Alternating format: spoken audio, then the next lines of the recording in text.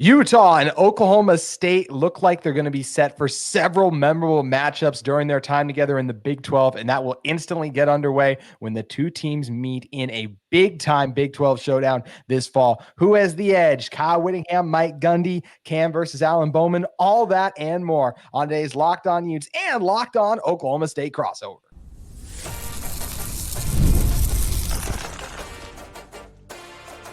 You are Locked On Utes, your daily podcast on the Utah Utes. Part of the Locked On Podcast Network, your team every day. Hello, everyone, and thank you for making Locked On Utes and Locked On Oklahoma State your first listen every single day. We are available on all platforms, including YouTube and wherever you may get your podcast. If it's your first time listening to either of our shows, make sure you like and subscribe. Love interacting with all of you in the YouTube comments, as well as on social media, where you can follow both of our shows there. Today's episode of Locked On Utes and Locked On Oklahoma State is brought to you by our great friends at Gametime.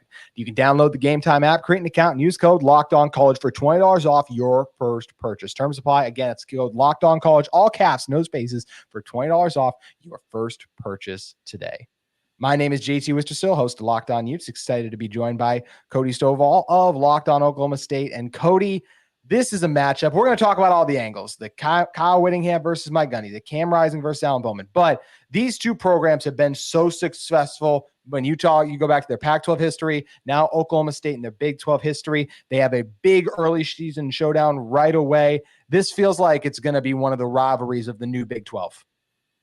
Well, I mean, not only does it certainly feel like it's organically becoming that way, but when you go back and you look at some of the historical connotations between Oklahoma State and Utah, and numerically, how Gundy and Whittingham and all that breaks down, it's naturally going to be a thing. Now, I will also admit that a decent portion of the Utah fan base has been so pretentious before they even got into the Big 12 that they ruffled a lot of feathers, and then they got in the Big 12 and kind of, rubbed their nose down at it. So I think Oklahoma State fans do take a little bit of an extra exception, because when it comes to like the old guard, right, the original Hateful Eight, wins are a metric that now matters more than ever. And when it comes to wins, nobody has more in the conference than OU, and OU is now gone. Therefore, Oklahoma State should naturally be up there. But instead of Oklahoma State getting the, of course,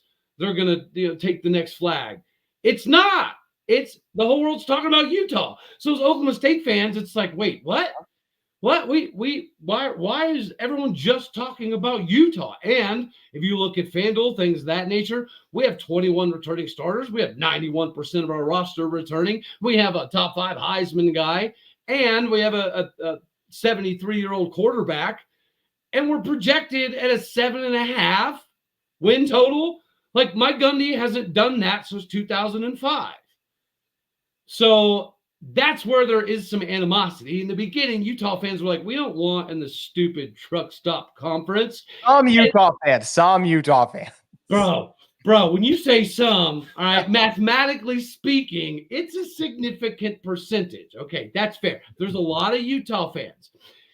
Now, there are some reasonable, sensible individuals, but at the same time, I'm just giving you the broad stroke.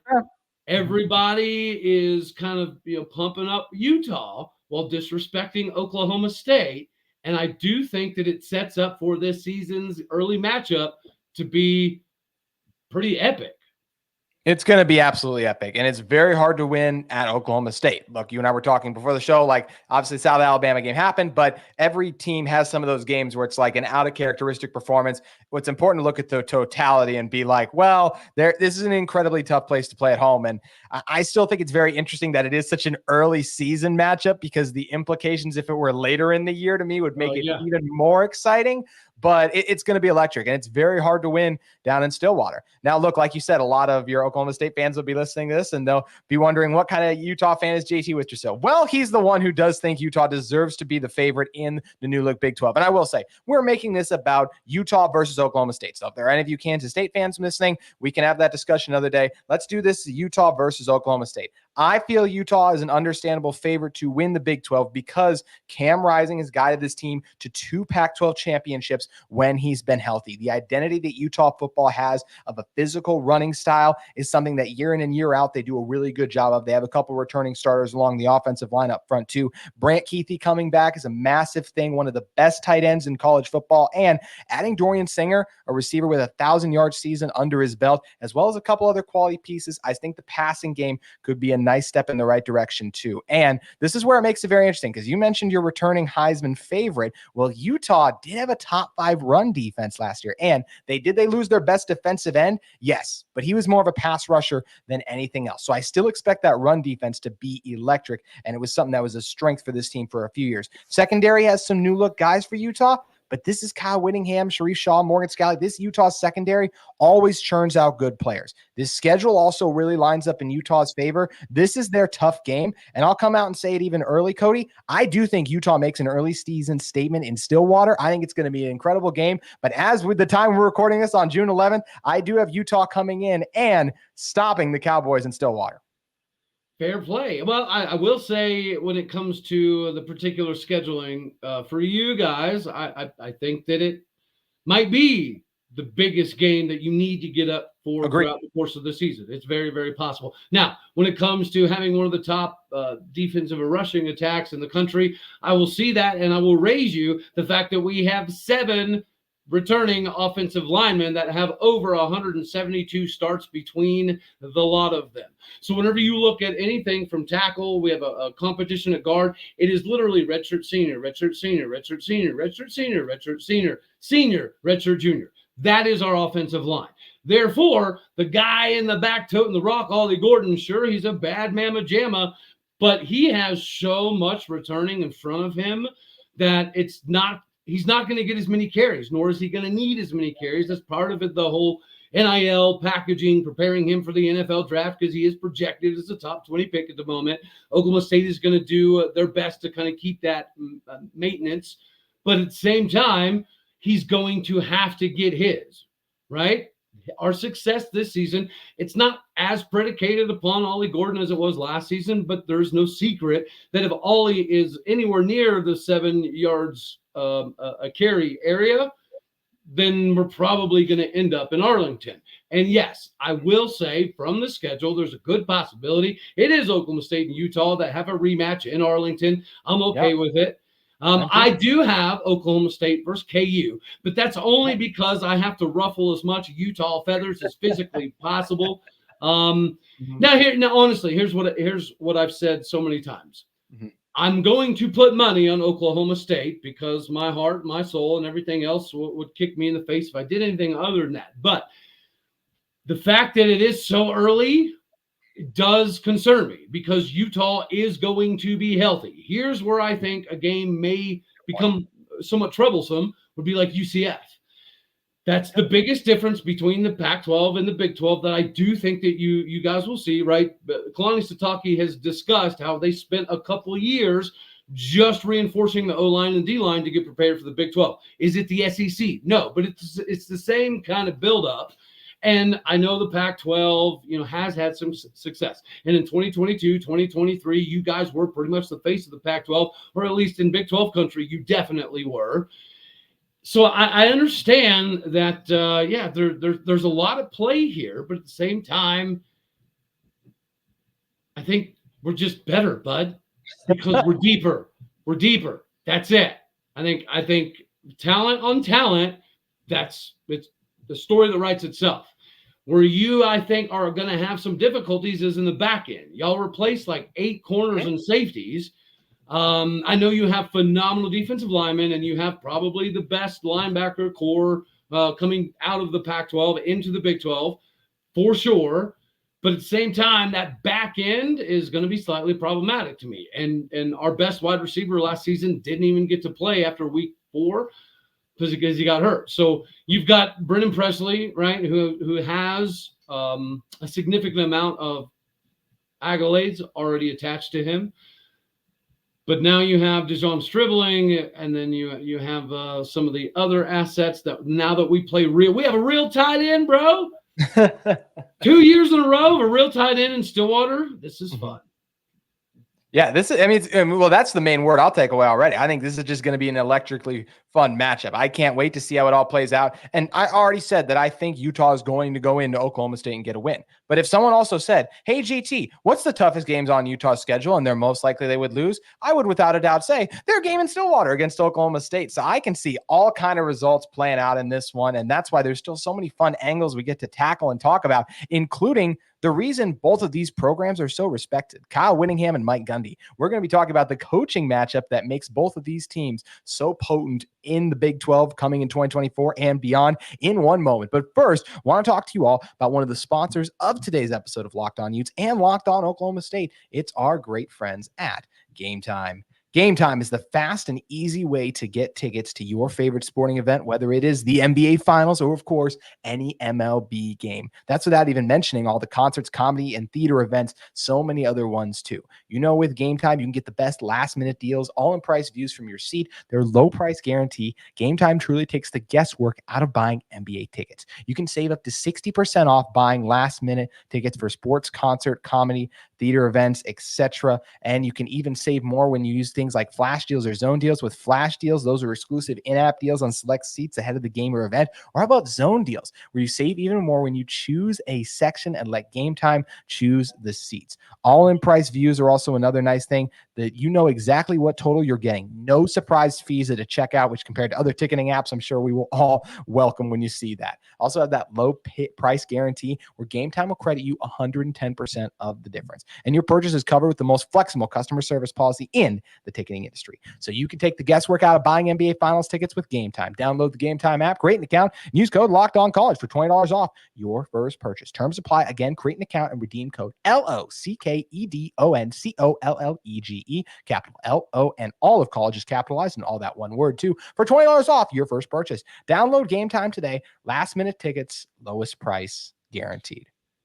Cody, we'll talk about the coaching. Dude, I went to the school for kids who can't read good, so I appreciate it. We're trying to keep it rolling here. And hey, a lot of people might be using Gametime to get in for when Utah takes on Oklahoma State. Cody, I want to ask you a question, because as you said, you're very high on this Oklahoma State team, as you should be with all of the returning talent. But what is the reason? And like you said, South Alabama, UCF, like we can look at some of the games last year, some of the blemishes maybe. And I'll come out and say this right now about Utah. If you guys are saying, hey, Utah went 8-5 last year, totally fair. Cam Rising didn't play. That's the biggest reason a lot of people are high on Utah this year compared to last year. Also, Brant Key, there were a lot of injuries this Utah team dealt with, and their losses were to some of the best teams. So Utah wasn't perfect, and they struggled on the road. A lot of reasons they might lose in Stillwater. But I said Utah, there are a lot of injuries last year, which is why now those guys are back healthy. That's why they're high in the rankings. To you, why is Oklahoma State in part being kind of disrespected by the media? Personally, I think it's just simply due to the lack of the trophies, right? I've covered this on my show several times, so I'm sure some of my people are getting tired of me talking about the fact that the idea of Mike Gundy winning a bunch of games until recently didn't necessarily have a metric that you could quantify on a piece of paper, whether it be in recruiting or financial gains or NIL or transfer, you know what I mean? Just having a bunch of wins just very recently had metrics that made it make a lot of sense. So before that, I think Oklahoma State was viewed as the team that would get there, but would never win there, right? I think that's kind of been the perception. And even though we do have 21, returning starters, because we, got kind of bully beat up on by Texas in the Big 12 title game, it seems to be what most people remember. Unfortunately, it's kind of like the TCU thing. Because they got their head pounded into the ground repeatedly, people forget that they took Michigan down. Like, what I mean? People remember the craziness, and they don't always remember the success that it took to get there. And the last impression, I'll add that too, to your point about TCU. Destroyed against Georgia, Oklahoma State, some really nice wins on the season. But as you mentioned, Texas really didn't go exactly their way. So I think that's a great point. But even though the media is going to disrespect you guys, the coaching community will never disrespect Utah or Oklahoma State because of how revered both of these coaches are. And they're very similar. You and I were talking, Cody, before we even started. It's amazing when you look at Kyle Whittingham entering year 20, 162-79, 11-6, his bowl record. I could do a blind test of like coaches' records and then go to Mike Gundy's 166-79, 12-6 overall. He's entering year 20. You said before we started, they were hired 2 years apart. 2 months. 2 months. Yeah. Thank you. 2 months apart. Like, that's insane. And they both have had a lot of success. Yes, if you go like for Power 5 championships, Utah has 2. Recently, Kyle Whittingham's gotten 2, and Oklahoma State has 1, but 2 incredibly close and great coaches. I will say I will give Kyle Whittingham the slight edge in this matchup because of the recent success that Utah has been able to have in the Pac-12, and I think he's done a great job just establishing a culture. Utah's lost some games. I haven't hid from that at all, but they've been to really good teams on the road also. So that's where I just think right now the recent success of Kyle Whittingham helping this team reach these Rose Bowls, win back-to-back Pac-12 champs, not really having a chance to go for a third straight because of no Cam Rising. The consistency, the culture that he has created at Utah, and their recent success, I got Kyle Whittingham as the slightly favored best coach in the Big 12 right now. Okay. Hey, you know what? That's fair. Numerically, they're pretty much dead even. You just covered the overall wins, numbers, losses. Gundy I think he has one more bowl win. When it comes to New York Six style bowls, we're pretty comparable. But here to me is why my Gundy definitely should take the notch above Whittingham, and that's the fact that Kyle Whittingham did a lot of phenomenal stuff in the Mountain West.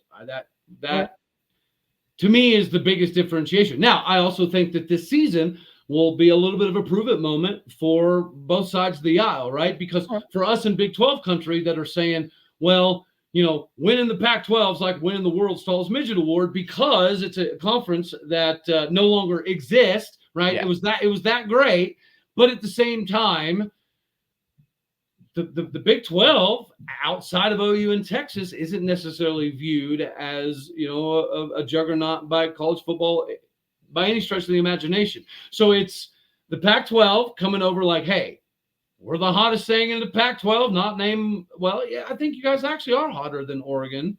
I'd say Oregon. I mean, even Washington, right? You lose DeBoer. So, and Oregon, they came up short against Washington. So, in a lot of ways, when fully healthy, no one's beaten this Utah team in a championship game. So, yeah, man, it's if the Big 12 from team 1 through the very, very bottom is as tough as it appears as though we've seen the last 2 seasons, then I think that you guys will have a little bit of a difficult time this season, right? But a little bit of a difficult time for Kyle Whittingham is still, 9-3? Yeah. That's a difficult time. And I think that just accentuates your point here. Whittingham versus Gundy, whichever side you go, whichever reasoning you use to get there, at the end of the day, the respect for this level of success is insanely rare.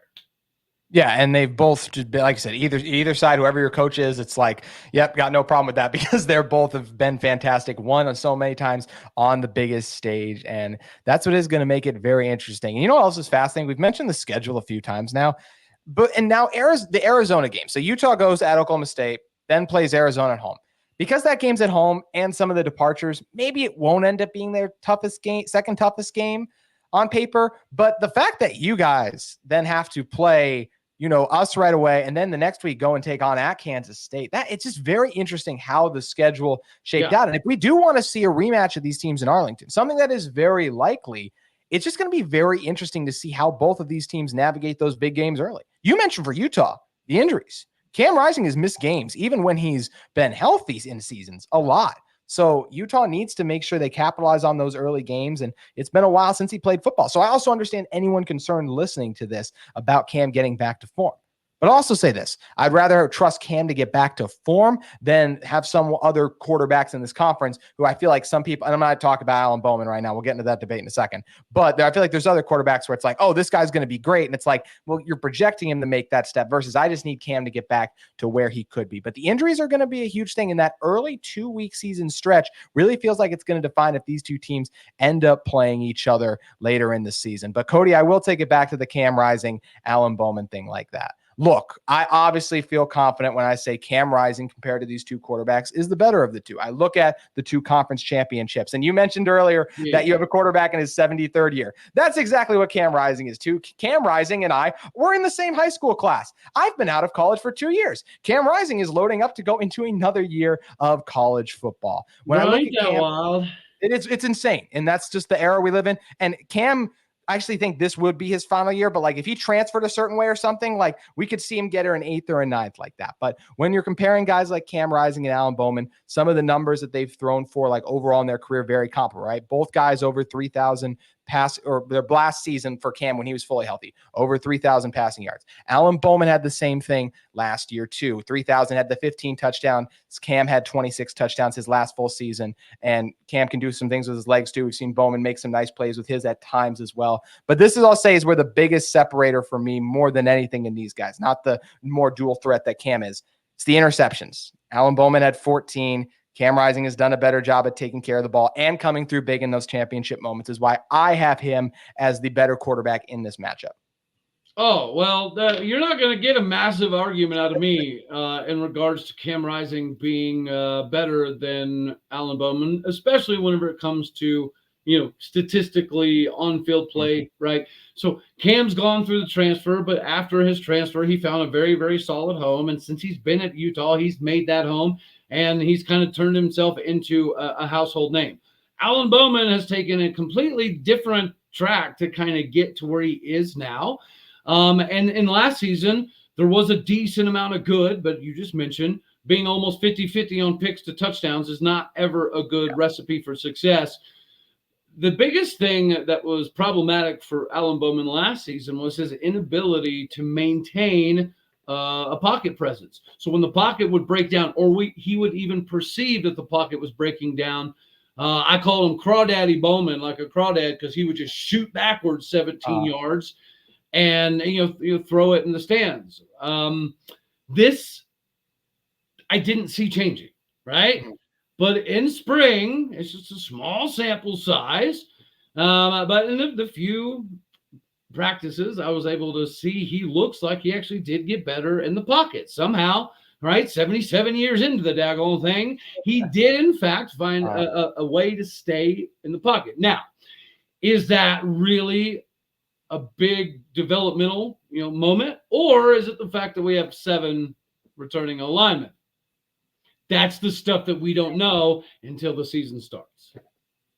Yeah, that's where it kind of comes around and waits and wait and see as well how it does shake out. And you mentioned he is a guy though who got to the Big 12 championship game last year though too. So there is stock in that. Versus, I can't crush you for talking about spring ball stuff when part of the reason I feel encouraged about Cam Rising getting back to health is because he looked good in spring. So that's where all we can do is be hopeful that our quarterbacks have, mine health-wise, you're making the improvements, have gotten to that point too. So it's just going to be such a fun matchup when it all plays out. What do you think? You mentioned that you guys have a lot of returning starters. So let's close out with this when we're talking about this matchup this fall. What do you think will be the biggest difference in the game of why you feel the Cowboys will come away handing Utah their first ever Big 12 loss? Because the depth that we have at defense is going to allow us to not only do a hockey style change at all 3 different levels, but it's also going to allow us to do different looks that you guys haven't seen. I can tell you this. We have a package with a dude that I've never seen before, right? I was fortunate enough to play a little bitty level of college football and coach for 7.5 years. So I feel like I have a decent understanding of some certain things. And dude, the way we're doing these pre-snap, post-snap shifts, it's risky, I tell you that. But if it pays off, nobody else in the Big 12 is going to be doing it, which is great because TCU, Iowa State, Oklahoma State, West Virginia, we all run a pretty similar defense. Yeah, well, and I'll say this, Cody, as I didn't play at the collegiate level, but just even when I remember being a high school offensive lineman, when a defensive line shifts right before the snap, it throws the communication and everything you want to do off. So if you guys can effectively do that, when a Utah offensive line, who you mentioned the secondary as a concern for this Utah team, the offensive line, Jim Harding has always produced really good offensive lines at Utah. But these are the type of games where if you're not a great offensive line, I don't know if Utah necessarily is going to be that this year.